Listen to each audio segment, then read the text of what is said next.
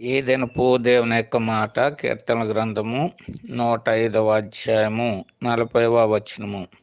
వారు మనవి చేయగా దేవునికి మనవి చేసినప్పుడు ఆయన ఆలకించేటటువంటి వాడుగా ఉన్నాడు.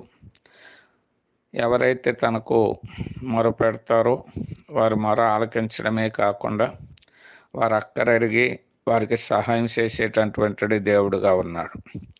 ఆది కాలం నుంచి తన ప్రజలైనటువంటి వారు దేవుని దగ్గర మనవి చేయగా వారికి తగిన సహాయం చేసి క్షేమమిచ్చి నడిపించినటువంటి దేవుడుగా ఉన్నాడు.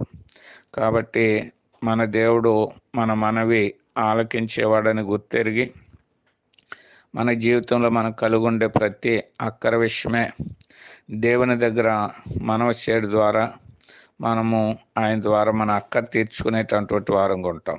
ఆ రీతిగా ఆయన ద్వారా మనం మేలు పొందుదుము గాక.